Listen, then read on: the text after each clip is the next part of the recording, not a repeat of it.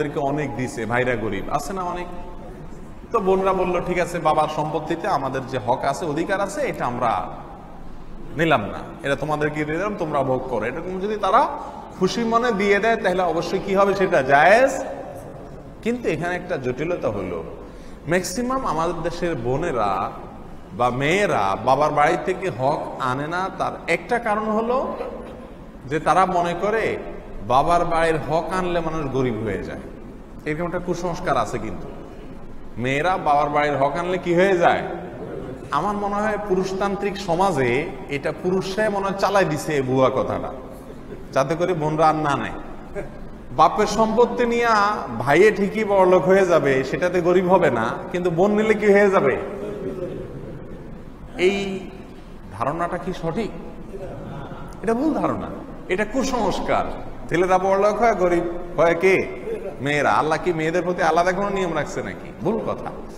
এরপরে আসেন দ্বিতীয় ধারণা হলো যে অনেক বোনেরা ভাইদের কাছ থেকে বা বাবার বাড়ির কাছ থেকে সম্পত্তি নেয় না, সম্পদের হক নেয় না, কারণ তারা মনে করে এই হক নিয়ে নিলে আর ভাইদের কাছে গিয়ে দাঁড়াবার অধিকার আমাদের থাকবে না। এরকম অনেক মেয়েরা মনে করে। এবং অনেক সমাজে, অনেক গ্রামে এখনো এই কালচার আছে যে বোনরা যদি বা ফুফুরা যদি সম্পত্তি নিজেদের হক যে আছে সে হক যদি নিয়ে যায়, তাহলে তাদের আর এসে সেখানে দাঁড়ানো, বেড়ানো, সেটার যেন অধিকার আর থাকে না। আসলে কি তাই? ভাইয়ের সাথে বোনের যে সম্পর্ক, সেই সম্পর্ক কিয়ামত পর্যন্ত থাকবে। হক নিলেও থাকবে, না নিলেও। বাবার সম্পত্তিতে যদি সেখান থেকে মেয়ে তার অধিকার নিয়ে যায়, তারপরেও ভাইয়ের দায়িত্ব হবে, কর্তব্য হবে কি করা? বোনের দেখাশোনা করা, খোঁজখবর নেওয়া। ঠিক না ভাই? ঠিক।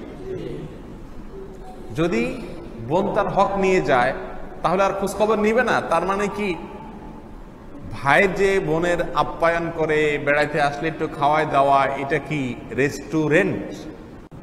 রেস্টুরেন্ট মানে ভাড়া দিয়া রেস্ট করে এরকম? যদি বাবার বাড়ি থেকে সম্পত্তি আনলে আর ভাইয়ে দেখবে না এরকম হয়, তাহলে এই ভাইয়ের এই দেখাটা কি হয়ে গেল? রেস্টুরেন্ট হয়ে গেল না? যে আমার সম্পত্তি আছে তোমার কাছে, তার বিনিময়ে তুমি আমার একটু আপ্যায়ন করিও, গেলে খাওয়াই, ব্যাপারটা সেরকম হয়ে গেল না?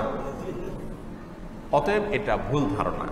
মনে রাখতে হবে, কোনো বোন যদি তার হক নিতে না চায়, ভাই হিসাবে আপনার কর্তব্য হলো এটা নিশ্চিত করা যে সে ওই কুসংস্কারের কারণে অথবা আমি তার খোঁজ খবর নেব না এই কারণে সে আবার না করছে কিনা। এই জন্য তাকে এনশিওর করতে হবে যে বোন, মনে রাখবা তোমার হক তুমি নিয়ে যাও। ভাই হিসাবে তোমার প্রতি আমার যে ভালোবাসা, আমাদের একে অন্যের বাসায় আসা যাওয়া, বেড়াবেড়ি, এটা তো কি মৃত্যু পর্যন্ত থাকবে, এবং এটা তো আমাদের করতেই হবে। আত্মীয়তার সম্পর্ক রক্ষা করা ফরজ। তুমি হক নিলেও করতে হবে, না নিলেও করতে হবে, খবরদার সে কারণে হক তুমি রেখে যেও না।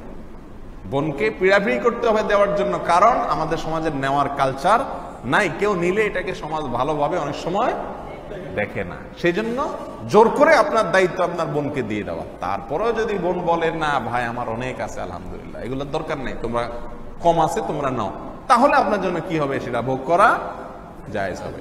আপনি আগে থেকেই চান্সে আছেন, বোন থেকে মাপ চাবেন যে বোন দায় দাবি রাখিও না, এরপরে বোন একটু বললে আপনি এবার খুশিতে বলেন আলহামদুলিল্লাহ, এটা উচিত হবে না। আল্লাহ তাআলা আমাদের বুঝার তৌফিক দান করুন।